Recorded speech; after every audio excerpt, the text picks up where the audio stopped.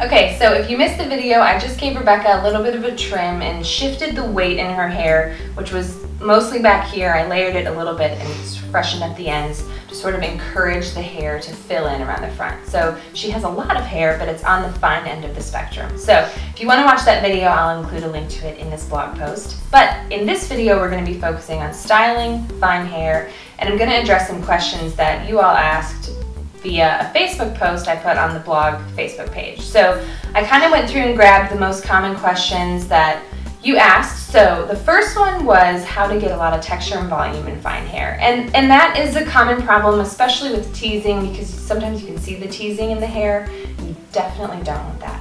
So what I did with Rebecca is put Aquage uplifting foam right at her roots. And it comes with a very specific pointed nozzle for that very reason. If you want to use it on the rest of the hair, you could just spray it into your palm and work it throughout. But for her, since it's best right at the root to pop them up, I just sprayed it around her crown and above her ears.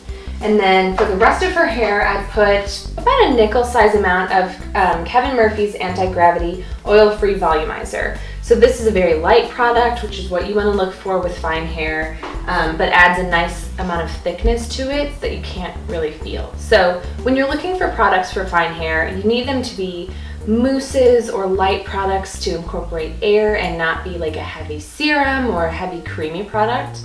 And in terms of using like a leave-in conditioner or that sort of thing, I would advise to focus on having a really good heavy conditioner if you need it in the shower, and avoid leave-in products just because those will add weight to the fine hair. So to add a little bit of texture and curl to her hair, I'm using a 1 1/4 inch barrel curling iron, and I'll just do some loose sort of beachy waves throughout her hair. So if your hair doesn't hold curl very well, use a really light flexible hairspray or a setting spray on the sections before you curl.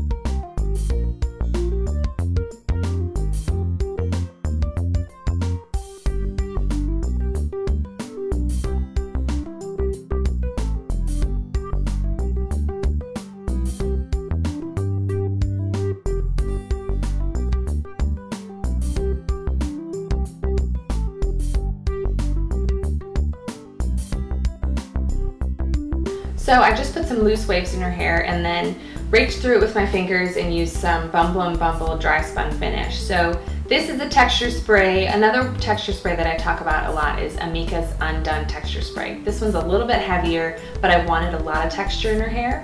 So if you like a lot of texture, try the Bumble and Bumble product. If you want something a little bit lighter or you're nervous about using it, try the Amika Undone texture spray. But I did this just to soften up her waves and give it a little bit of thickness throughout the middle of her hair. She's got plenty of volume from the Aquage, but I wanted to add a little bit of bulk around the bottom. So one of the questions I get asked the most is how to tease hair, and specifically how to tease fine or thin hair.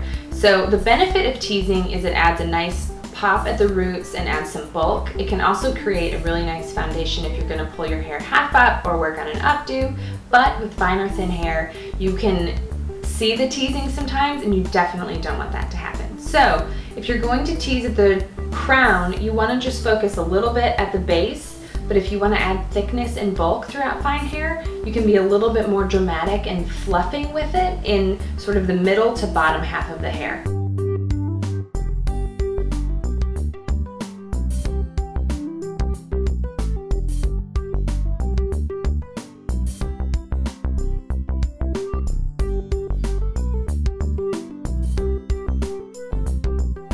So to add some thickness and bulk to the middle, use a wider end of your comb and just pick up the hair from about the middle of your head and just fluff.